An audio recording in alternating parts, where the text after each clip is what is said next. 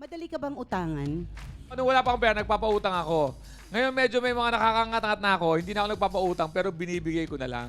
Bakit? Kasi Dahil... mahirap maningil eh.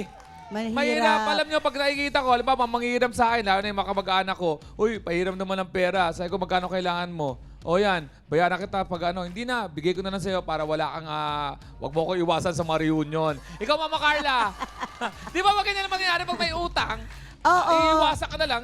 Hindi, diba? at minsan nag-a-adjust. Ako nag-a-adjust. Oo, talaga, ikaw, madali ka ba utangan? Kasi pag sinabing sa akin na hindi kasi maintindihan kung uutang kasi hindi naman first time na umutang. Nako. Oo. So ako na magsasabi na humingi ka na lang.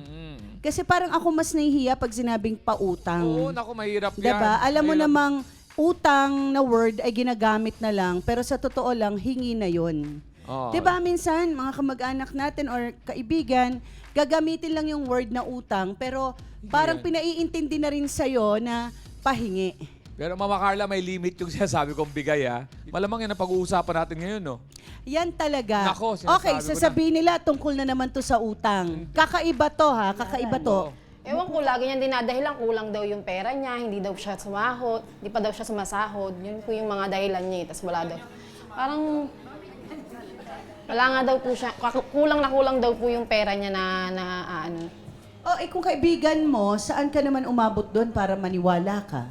Magka-close naman po kasi kami. Hindi naman po ako Okay. mahirap pakisamahan din eh. Kaya parang tinuturing ko po siyang kapatid. Kasi pag ako rin naman po may kailangan, na ano din naman po siya, na sinusuklian niya man din po niya ako.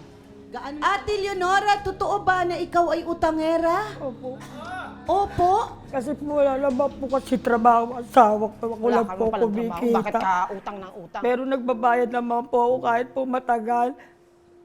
Kasi Apat po na taon ang 2,000, hindi mo ba nabayaran o naibalik ng Parehas tayong patingi-tingi? hirap, alam kasi mo yan. po kasi nagme-maintenance po ako.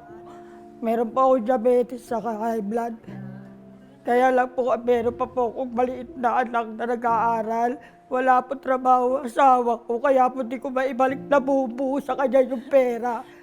Yung nga po yung may utang ako sa kanya, nag-usap na po kami sa barangay na na magbabayad naman ako sa kanya. Kaso sinisismis niya pa rin ako sa mga kapitbahay namin. Di ba nag-usap Bakit na tayo ganun, ng Ate barangay? Julie? Oo. Nagpunta tayo sa barangay, oo, di ba? Nagpatawaran na tayo eh. Ikaw ang panayan chismis sa akin. Pati nga anak ko, di ba, nadadamay na? Ano sinasabi sa akin ng anak ko? Mama, chismosa ka na daw? Oh, paano tama kasi- ba yun?